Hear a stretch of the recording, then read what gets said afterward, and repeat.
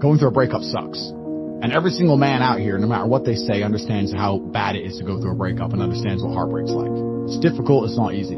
I'd actually like to argue that men feel more heartbroken than women. I think that's facts. I think it's true, and I think it's because, one, of the possessive element that we have. The idea of her being with someone else hurts more than the idea of you being with someone else to her.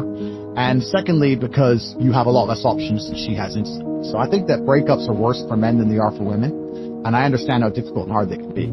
However, the unfortunate reality is that chasing her and being dedicated to her and saying you're going to do whatever she wants, etc., is very unlikely to work. It's very unlikely to work, and you have to look at the scenario you're in, look at the chessboard, and make the best possible move. When you're truly heartbroken, you can't even sleep, and your mind is constantly preoccupied. And instead of seeing that as a negative, what you need to do is use that as a source of unlimited power. If I was truly heartbroken today, let's imagine, and I can barely sleep, I'd be in better shape than I've ever been. I'd train like a fucking animal. When you left, I was destroyed. Everything about me changed. I wasn't the same anymore. Something inside of me was ruined, and now on the outside you can see that I miss you, that I need you. The desert was created by the fact that the rain left. The rain left and created an empty shell, devoid of life. Just enough sprinkles of life, a few little tiny crappy ants. Keep it alive enough to feel lost, to feel the missing for the rain. I'm really gonna miss you. Take care. And she's like, wait, what? That's it? Cold. Gotta be a G, bro. That's the game.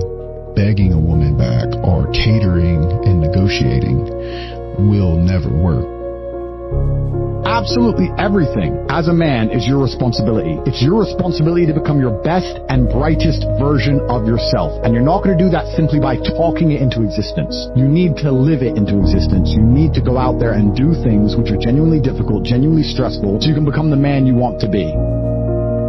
Do you love the people who have raised you? Do you love yourself? Do you have enough self-confidence and enough self-respect to want your last name to mean something? Do you want to matter, or do you want to be a fucking nobody? If you want to be a nobody, fine, go be a nobody. You have to decide. You can't sit here and fool yourself and fool God. I'm saying, I don't want to be a nobody, and I want my last name to matter, and I want to be rich, and I want to live a perfect life, and I want to be top G, but I struggle with motivation. Then you're a liar.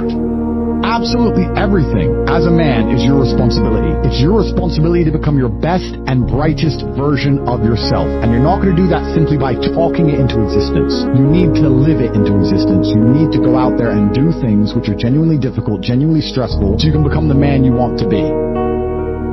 Love is not a feeling. I'm watching too many movies. Just I feel something. That's not love. Because let me tell you, love is what you do in spite of what you feel. Love is fighting for the good of someone else, even if they never see the value or the sacrifice that you did to get love to them. Love is what Jesus did on that cross. And love didn't feel good. He wasn't on the cross like, man, this is so refreshing. Man, they put that nail in there, boy. Oh, man. Love sometimes hurts. We don't understand the depth of the love that we are recipients of, because in our minds we can't really comprehend the level of pursuit it took to get to us. Let me tell you something. You can lose a lot of money chasing women, but you will never ever lose women by chasing money. So with that in mind, if you're in your earlier years, put your head down and focus on yourself, King. It takes bravery to love somebody. It's very easy to just run around and fuck girls and not love any of them. That doesn't make you a hero. You're a hero if you love someone who you know can break your heart. You might hate. It's hard to do the right thing. It's hard to be with somebody and sit down and both of you admit you both did wrong and you want to make it work. Most people take the opposite. What's the opposite? Ego? No, I'm perfect and I don't do anything wrong and you do everything. They leave the relationship they have. They think the grass is greener. They get over there and realize it isn't. Try and come back. Left, right, go in misery.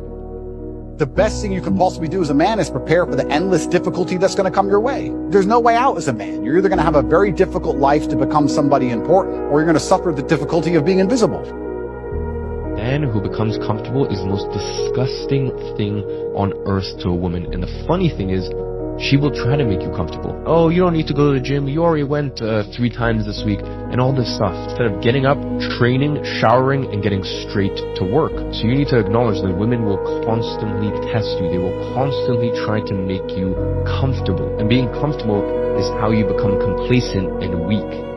People who truly love you will be hard on you. The people who truly love you will tell you when you're fucking up. They'll tell you when you're going down the wrong path. They'll tell you when you're around the wrong people. They'll tell you when you should stop drinking so much. They'll tell you when you should stop smoking so much.